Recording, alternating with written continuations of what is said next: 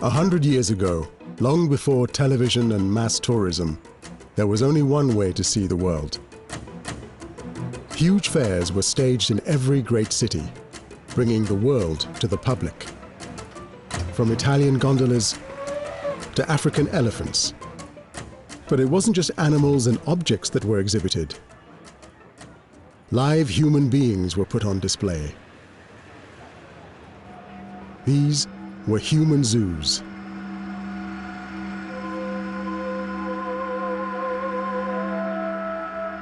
These exhibitions were not meant just as entertainments.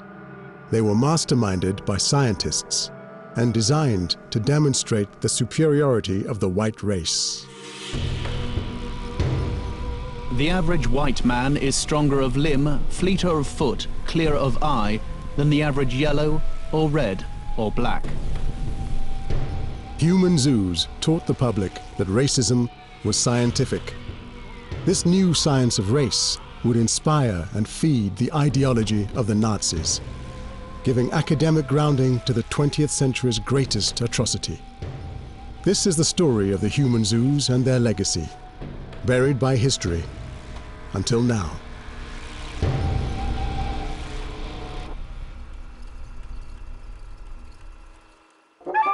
Almost nothing is known about the people who were put in human zoos, but one man's story can be pieced together. His name was Ota Benga. He was a pygmy from the Congo. Ota Benga would pass through the hands of 4 of America's leading scientists: the anthropologist William McGee, the zoologist William Temple Hornaday, and Madison Grant, America's greatest racist and the author of Hitler's favorite book. But Ota Benga's journey to the human zoo would begin with the explorer Samuel Phillips Werner.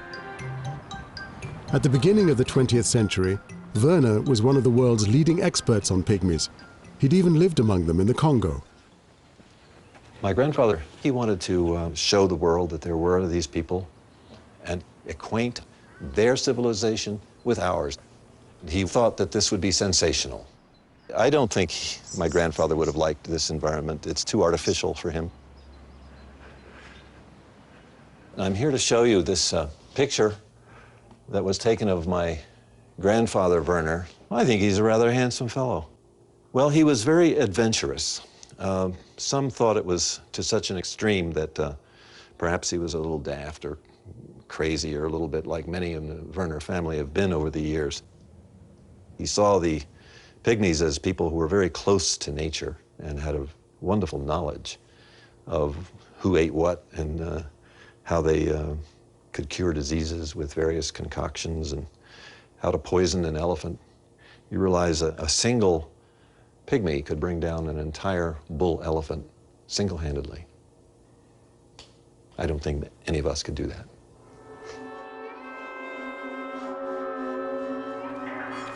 In 1903, Werner got his chance to show pygmies to the world. I don't think it's in there now. I think it's in here. An anthropologist offered to pay him to bring pygmies to America. 317. If he pulled off the feat, it could catapult Werner into the A-list of famous explorers, next to Stanley and Livingstone. But first, he had to meet his employer's list of demands. Yeah, here we go. Here we are. What is to be procured? Estimates of the cost. This is it.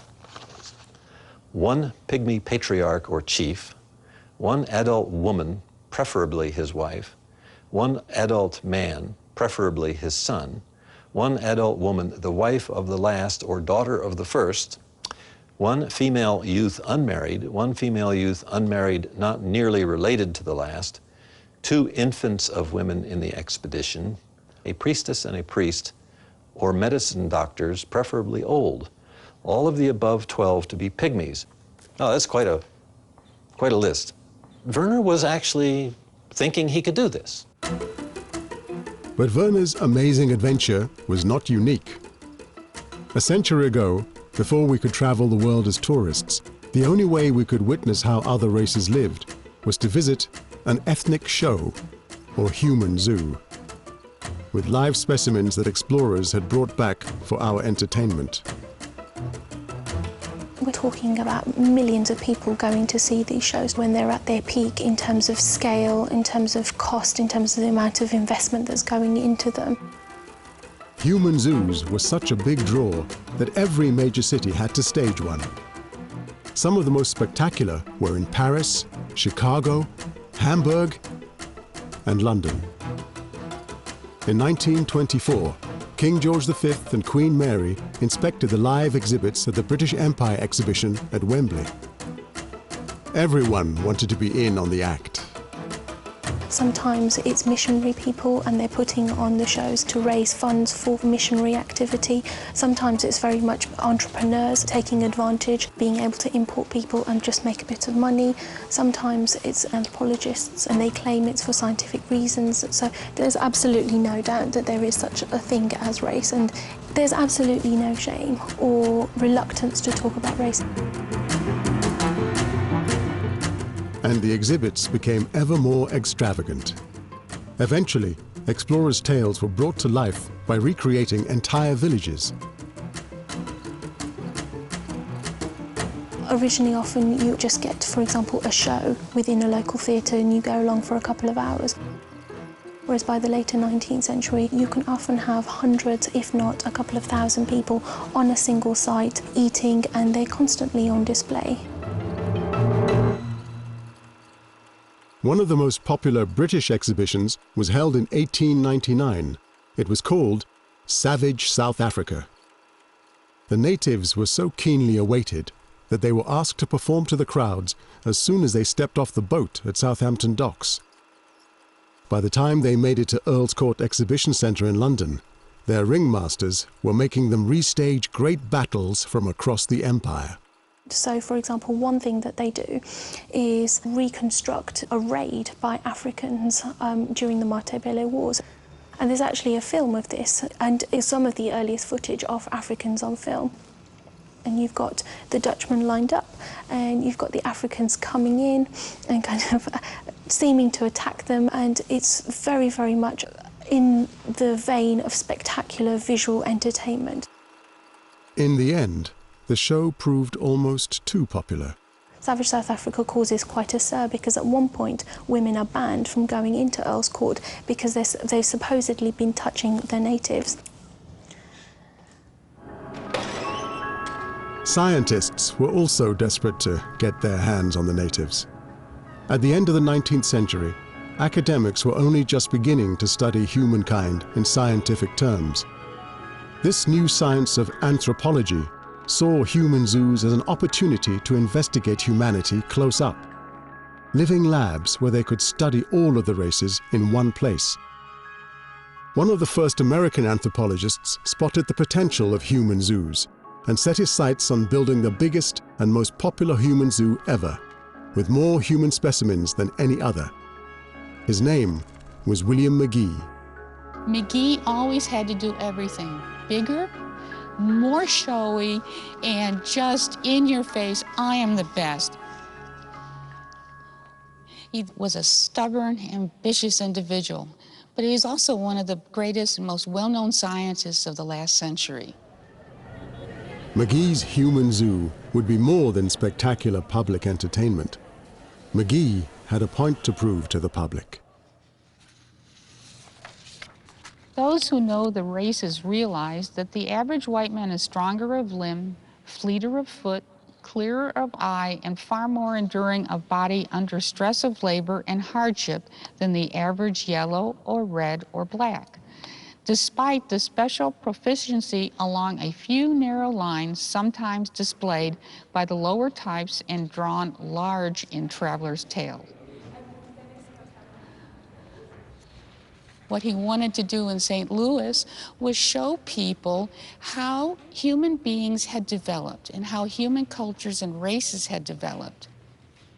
He decided to bring the extreme.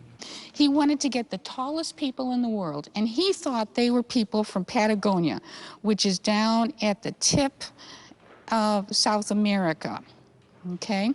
Since there was the tallest people in the world, he wanted the smallest people in the world. So he went over, he sent an expedition over to the Belgian Congo in that area to get pygmies. He wanted the Ainu, who were up in this island north of Japan, supposedly the hairiest people in the world. He also wanted what he considered the most primitive American Indian group, which was the Cocopah in Mexico. McGee wanted the Eskimo, people from South Africa. Logistically, it was a nightmare. The biggest nightmare belonged to McGee's special agent, the explorer and pygmy expert Samuel Phillips Werner. To bring back pygmies for McGee, he had to embark on a daredevil trip into the heart of Africa. He was just excited by every bit of it. He was that kind of a guy. If you told him that a place was dangerous, he'd say, I want to go there. I have here an old map showing the world as it was at the time my grandfather made his voyages to Africa. My grandfather got on board a ship in New York, first went to London, and then all the way down the European coast and around Africa to the Congo River. And he made his way up the Congo River with steamers as far as it would go. But once he arrived at the area where the great waterfalls were, he had to hire a crew of natives to take everything by hand up thousands of feet of waterfall country. Now, he had to encounter crocodiles and hippopotamuses that would upset the boats. And some of the areas in the river, they had great whirlpools that would, if you fell into them or your boat went into them, you would completely drown and you'd be thrown out on the side of a cliff somewhere. He did actually get malaria, but he swore to the end of his days that he got that in the swamps of South Carolina, not in Africa. But Werner's adventures would change the way the Western world saw race forever.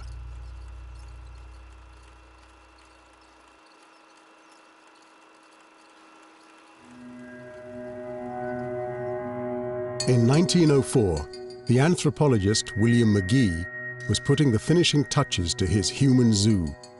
It was designed to be one of the largest scientific experiments ever undertaken. But before it had even begun, McGee was sure of the conclusion. It was designed to prove to the public that there was a hierarchy of races, with the white man at the top and everyone else beneath. McGee was trying to develop a universalizing theory of human progress. And what he always did, and he always considered, like many other people at the time, was that no matter what you chose and what categories you used, whites were always, by definition, by default, better. He thought that whites had progressed and that other groups were stuck in the past, in a sense, and hadn't developed as much as white civilization. McGee took Darwin's theory of evolution and bastardized it, creating a theory to explain the physical differences between races. Darwin saw humankind as one single species. McGee saw each race as a different stage in man's evolution, from the pygmy at the bottom towards the white man at the top. Anthropologists still study pygmies today, and for good reasons. Why not be curious about the differences? So different places will have a very different culture and also very different biological adaptation to the particular environment. So of course, if you first met someone that is very different from you, this is something interesting. And the pygmies are very black, very curly hair, and very short. So when you see these differences, it's striking. Because they were so different to whites, McGee believed that pygmies were a living, missing link between apes and humans, the lowest rung of the evolutionary ladder. I think this is basically the influence of the culture of the time. Perhaps for the Victorian mind, you know, where men are always dressed and religion is very important and the morals are very established. You cannot understand the place that the culture is completely different. So, yeah, it would be very interesting to study them at that time, I think. Over in the Congo, the explorer Samuel Werner had been laid low for weeks with malaria. But he was about to come across the first of the pygmies on his shopping list. It was on an occasion when he was going up the Congo River, and the boat broke down, the steamboat. And the captain said it would take 2 weeks for the spare parts to come. And he was told by the captain that he shouldn't go into this area. They should all stay on the boat until they got the parts to fix it, because there might be cannibals in the area. Well, that's all he had to tell my grandfather. There were cannibals, and boy, he was out there in a minute looking for them, wanting to talk to them, wanting to maybe share a meal with them, who knows. And when he walked into one of their villages, he found that they had captured people in local tribal wars and were keeping them in cages. And some of them apparently even preparing for them to be eaten. That's when he encountered his first pygmy. My grandfather's first impressions were that the pygmy was a particularly fine specimen of the sort of people that he wanted to bring to St. Louis. And he asked the pygmy if he would like to go with him. The pygmy expressed that he'd rather take his chances with St. Louis than suffer being eaten by the cannibal tribe.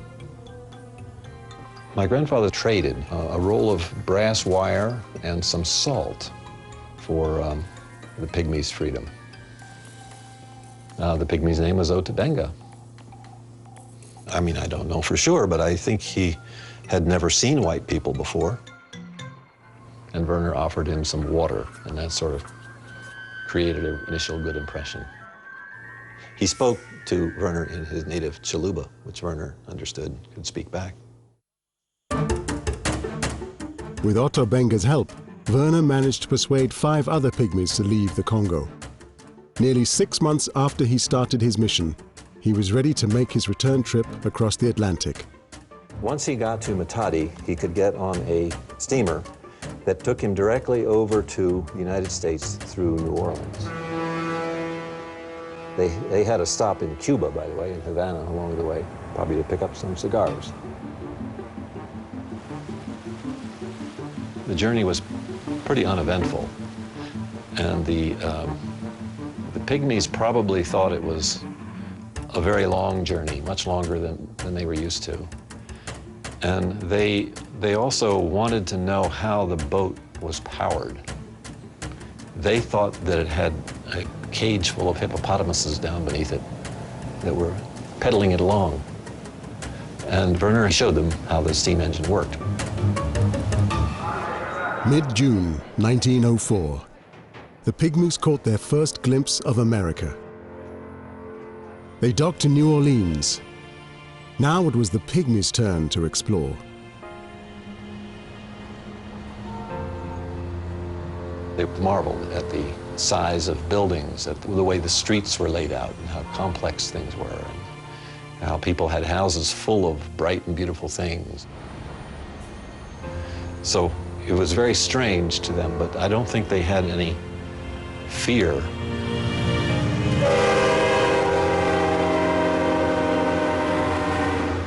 While Werner recovered from his malaria, he sent the pygmies to St. Louis by rail.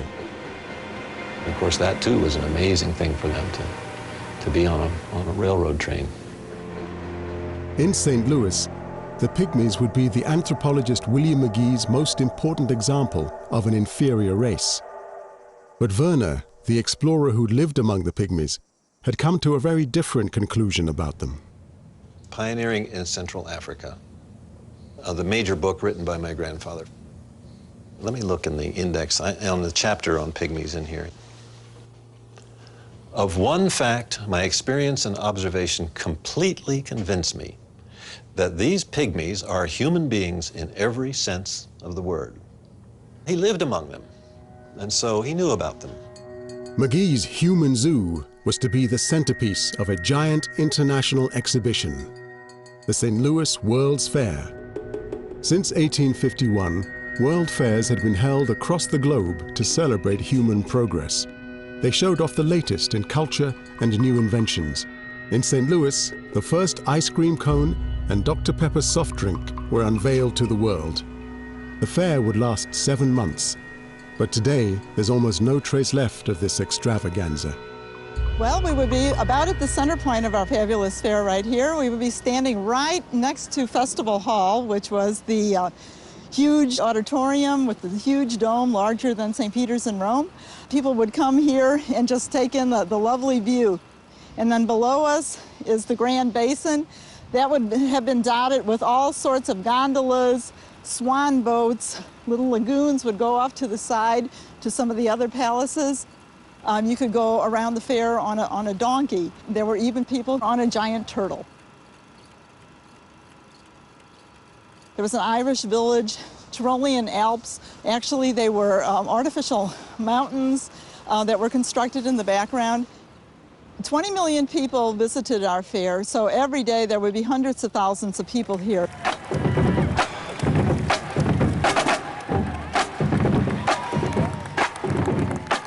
But in this celebration of human progress, McGee's 2,000 human exhibits were going to steal the show. His plan was coming together. He had already assembled 300 Filipinos. The Patagonian giants were on a boat from Liverpool to New York. 400 barbarian Igorots and Negritos were stranded in San Francisco waiting for the weather to clear. The hairy Ainu from Japan were making their way from Vancouver. But the most eagerly awaited were the pygmies. African pygmies for the World Fair. St. Louis Post-Dispatch, June 26, 1904. Here are some queer facts about African pygmies. They live in forests. They are extremely shy. They eat the flesh of wild animals killed with poison arrows. They're extremely cunning and dexterous. They're cruel, finding delight in torturing animals. They have long heads, long, narrow faces. And little red eyes, set close together like those of ferrets. Their bodies are exceptionally hairy. A pygmy has been known to eat 60 bananas at one meal, in addition to other foods, and then ask for more. If caught young, they are said to make excellent servants. They seem to be controlled by an impulse that makes them delight in wickedness. McGee's exhibits would spend months living in an enclosure on the fairground. He wanted them to recreate their lives at home. They built houses, cooked authentic foods, kept animals they'd brought with them, performed traditional ceremonies and dances, and they wandered amongst the other exhibits. For visitors to the fair, it seemed as if the whole world had come to St. Louis, and the anthropological lessons were clear. In many ways, it was a cool idea. The visitors would come and see contrasts. And so this is the people from Patagonia. And so you can see he wears shoes, and he's got trousers on and suspenders. So the pygmies would be more savage in this scheme of McGee's because they're partially naked. McGee thought that the pygmies looked like gorillas. They had a darker skin, which looked like gorillas' dark hair or chimpanzees' dark hair.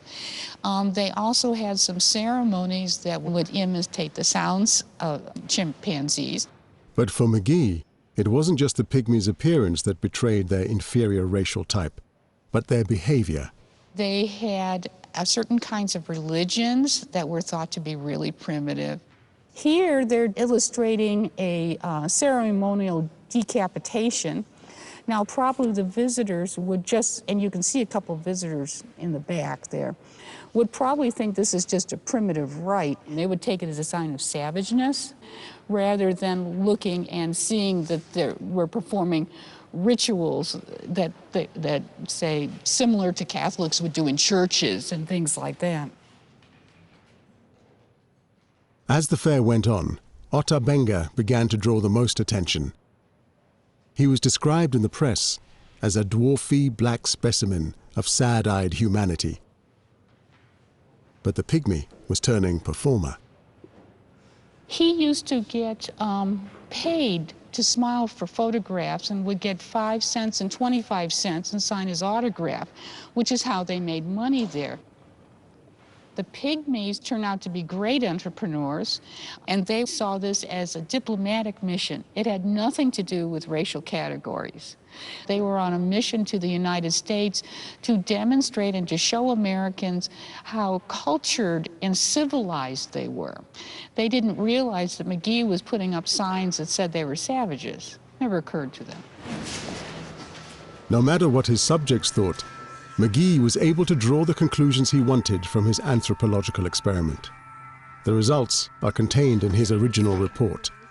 It's been hidden away for the best part of a century, rarely recovered from the archives.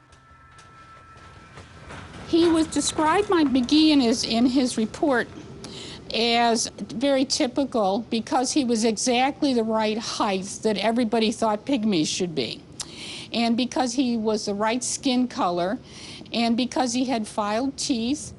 It basically reinforced the stereotypes that people came to the fair with. So he became the archetype, the model, the perfect one.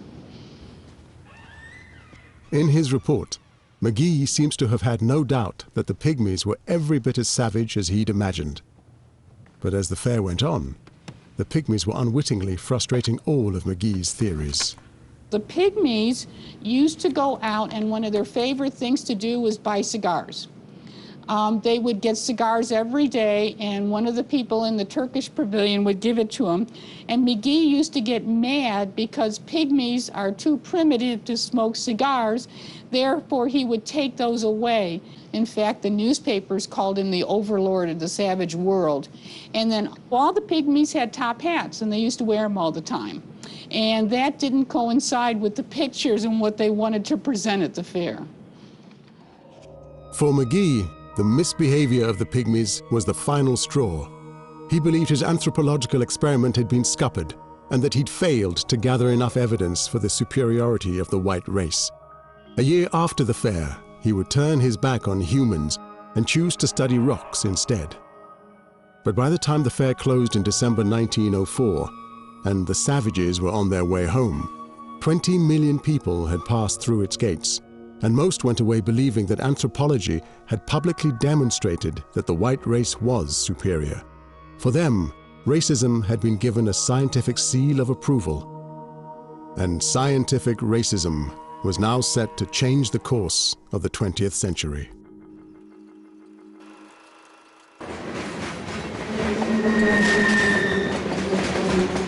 For almost a year, Ota Benga and the other pygmies had lived in America, exhibits in a human zoo.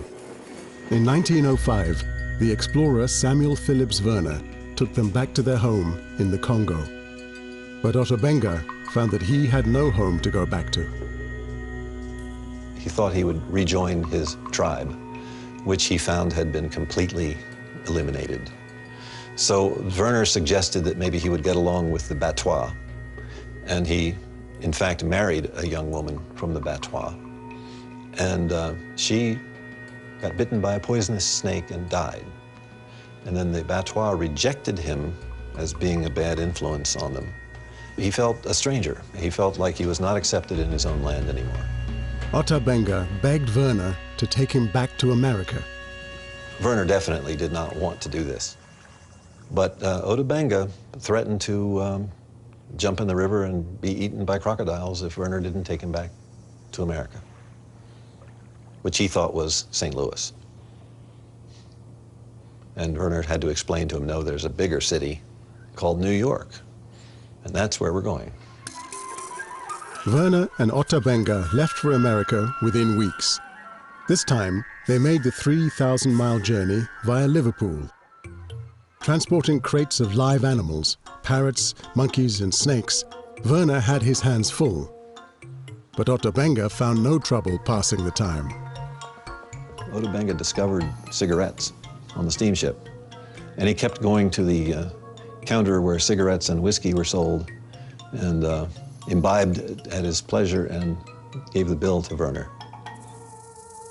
But Werner's hoard of African artifacts failed to sell in New York, and he had to head to the south to ask his relatives for money. But Ota Benga seemed to be settling into life in the city. He was amazed at the height of the buildings. He was amazed at all the things that we're amazed about New York. At one point when he was taken to the Hippodrome to see a society circus, he saw that baby elephant handing out programs. And he thought that was wonderful, that the elephant had found a place to be engaged in some useful activity. And he started talking to the elephant. And the crowd was amazed that he could actually get the elephant to do things, which astounds me even to this day. Ota Benga imagined that he'd also be able to make a go of it in New York. Werner arranged accommodation for him in the American Museum of Natural History, where he thought Ota Benga would at least be safe. I think my grandfather saw Ota Benga living a life as a performer, if you will. Perhaps that's not the best life in the world, but at least it's better than being eaten alive in Africa. But almost as soon as Werner left New York, other people began making plans for the pygmy. While living at the museum, Ota Benga came to the attention of William T. Hornaday, a conservationist who'd saved the American bison and was now the director of the Bronx Zoo. Hornaday offered to take Ota Benga off the museum's hands. He thought he was going to look after the zoo's elephants, but instead, he was going to be put back on public display. The exhibition was that of a human being in a monkey cage. New York Times, September 9th, 1906. A human being in a monkey cage. The human being happened to be a bushman. One of a race that scientists do not rate high in the human scale. But to the average non-scientific person in the crowd of sightseers, there was something about the display that was unpleasant. It is probably a good thing that Benga doesn't think very deeply. If he did, it isn't likely that he was very proud of himself. When he woke in the morning and found himself under the same roof with the orangutans and the monkeys. For that is where he really is. On September the 8th, 1906, Hornaday put Ota Benga on display in the monkey house with a chimpanzee for a playmate. A sign read, "The Missing Link." The entire episode has been swept under the carpet, but Anne Hornaday recently discovered the story. It was her great-uncle William T. Hornaday who had arranged the exhibition. When I first heard about it, I was appalled. And I asked my father about it, and he did remember hearing about this episode and remembered his mother being very upset about it. It was a public sensation. On a single day, 40,000 people turned up to see Ota Benga and the chimp. Bushman shares cage with Bronx Park apes. Some laugh over his antics, many are not pleased. So, you know, it's not as if this went unremarked, and it didn't go uncriticized. And I think that's important to remember, too. The exhibition lasted only 2 weeks.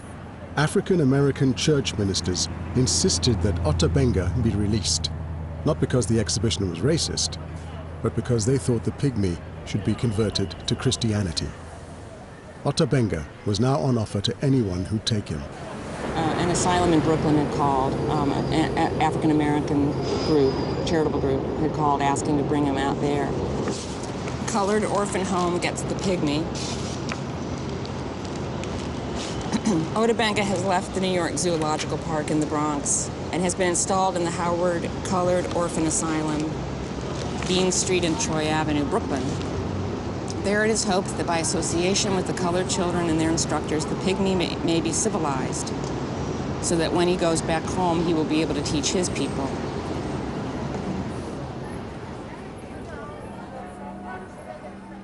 Although an adult, Ota Benga was confined to an orphanage, hidden away from a public who had queued to see him. Exhibiting Ota Benga at the zoo had been designed not as a mere sideshow.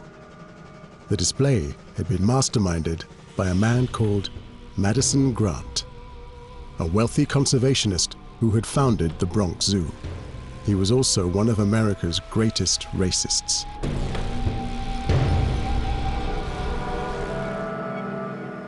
He had decided to put Ota Benga on display, to educate the masses about scientific racism. When Madison Grant died in 1937, it is said that his family burned all of his papers.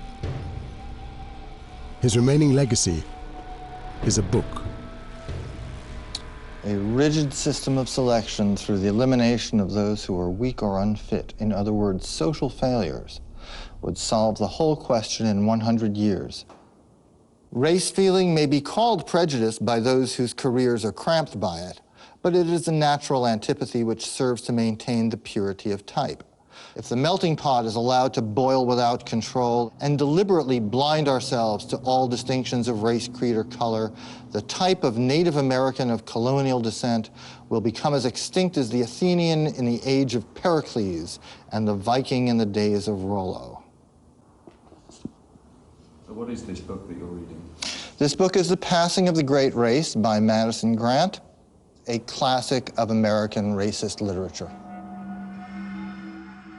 The Passing of the Great Race was a bestseller when it was first published in 1916. It promoted the idea that the survival of the white master race, the Nordics, as Grant called them, was threatened by the lower races, so they had to be kept apart. Although Grant was only an amateur anthropologist, he was highly influential. He was a player. He was an insider. He hobnobbed with the big scientists, and the big scientists agreed with him. This is someone who was a Yale graduate and Columbia Law School, and with the luxury of not having to work for a living because he was independently wealthy, he devoted himself full-time to early conservation, for which his work is generally admired, and early anthropology, for which, of course, is not admired. Grant, a eugenicist, argued that evolution should not be left to chance. He lobbied for laws banning interracial marriages and limiting immigration, laws passed by people softened up by human zoos and now susceptible to Grant's arguments. The cross between a white man and an Indian is an Indian. The cross between a white man and a Negro is a Negro. The cross between a white man and a Hindu is a Hindu. And the cross between any of the 3 European races and a Jew is a Jew. When I read my students Madison Grant, and I read it angrily, my students say, why do you take such a personal interest in this? And I say, well, because it was my grandparents and great-grandparents that he was trying to keep out of the United States. It is a very personal story, for most Americans, in fact. Grant's argument found followers all over the world. In 1930, after The Passing of the Great Race was translated into German, Grant was bestowed with what he regarded as one of his greatest honors. He received a fan letter from an aspiring politician in Germany, which said, "Your book is my Bible," signed Adolf Hitler. Grant's correspondence has disappeared. That letter is not with us anymore, but there is eyewitness testimony that he brandished this letter at people to show how great and how influential both he was, and how seriously the Germans were taking his ideas, which is something he was proud of. He was a real fuck, by the way. Put that on your television.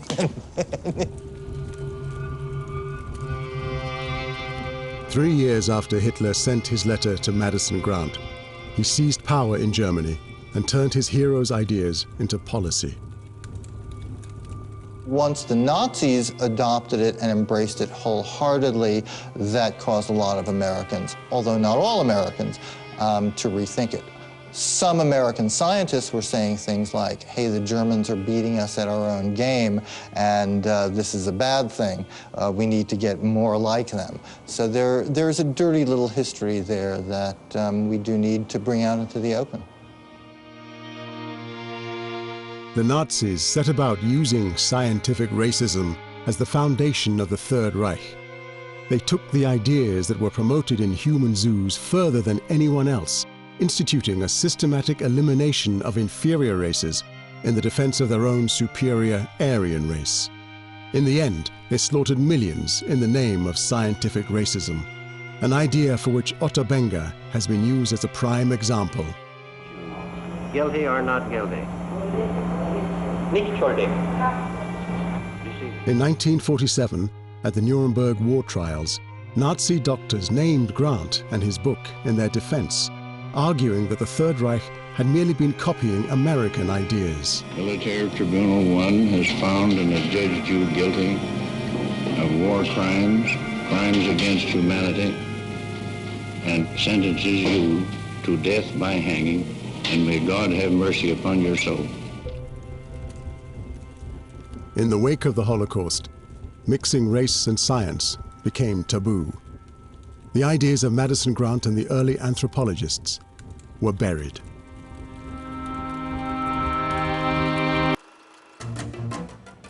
Since the Nazi atrocities of World War II, talking about racial difference has become taboo. How does it make you feel talking about this stuff? Me? It's not something that particularly means much to me. We have been accustomed to race is evil and sex is dirty. Is there such a thing as race? I don't hate any races. I don't fear many races. And I think there's a difference between recognizing racial differences and fearing or hating them. I have to think a lot to kind of say what I think about it. Racism would exist whether or not races are real. There are large individual differences within a race, but I don't think I could play basketball as well as a well-trained African-American, and I wonder if a well-trained African-American could do plasma physics as well as I do. Isn't that racist? Yes, it's racist. I never said I wasn't a racist. There have been no human zoos since the 1940s. Today's anthropologists still study differences between humans, but reach very different conclusions. Of course, there are differences across continents. But if you go to Asia, it's clearly different from Africa, it's clearly different from Europe, and people vary in skin color, in hair type, in body size, in fatness, in all sorts of things. And this is related to the particular adaptations to the environment. So you see that probably it's good to have dark skin if you are in a tropical country. But this is not fixed. So this doesn't make a race, right? In terms of what was implied in the past was that the different races had different cognitive capacities as well.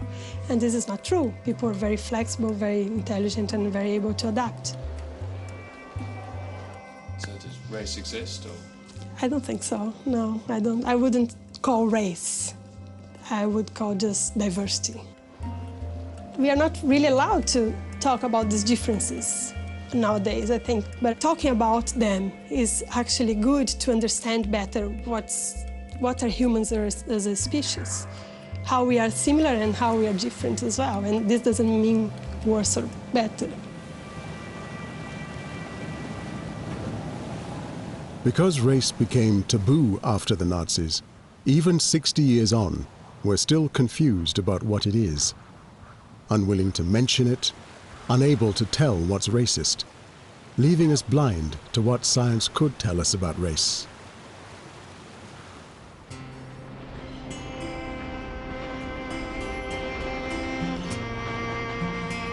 But what of Ota Benga, the pygmy who at the beginning of the 20th century was displayed as a living example of racial inferiority? Ota Benga was kept out of the public eye for 4 years. He eventually ended up in an unlikely little backwater, Lynchburg, Virginia. There are no memorials to him here, but he was adopted by some of the locals, and a few still know of him.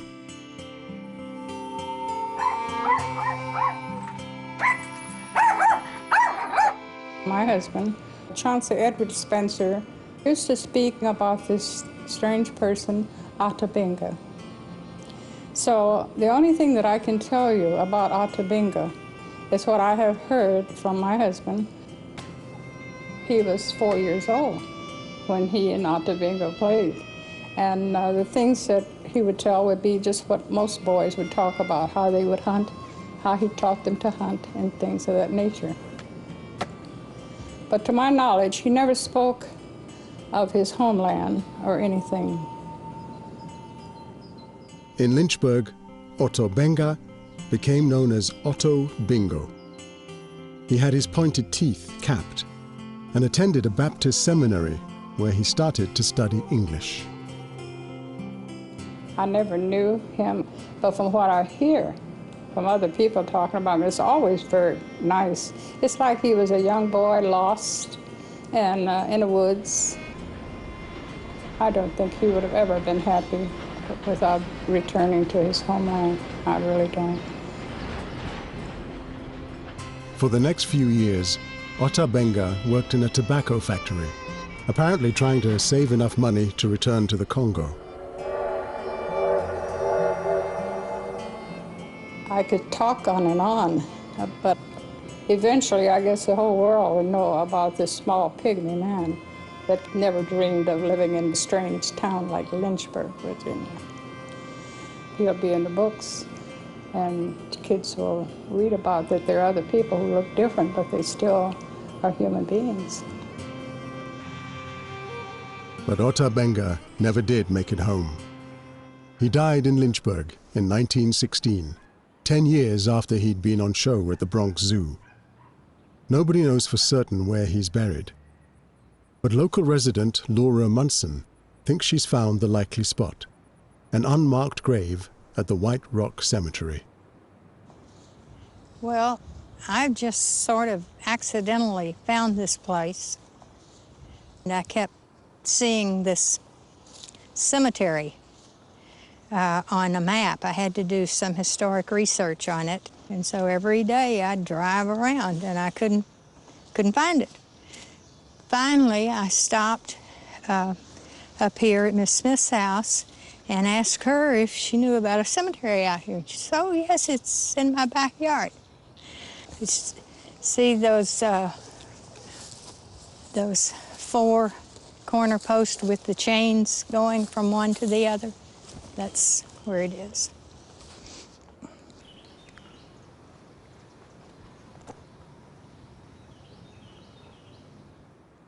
Nobody really accepted him. He was a pygmy, but he wasn't that short. There were persons who really did try to embrace him and treat him with some dignity and some respect. But I'm sure there were others who just maybe saw him as a novelty, you know, someone who was different. And probably laughed at him. Yeah. Mm-hmm. In the end, Ota Benga may have realized that he'd never be fully accepted as a human being, that he was just too different. Local records show that one night, in the barn behind the general store, he removed the caps from his teeth and then killed himself with a shotgun.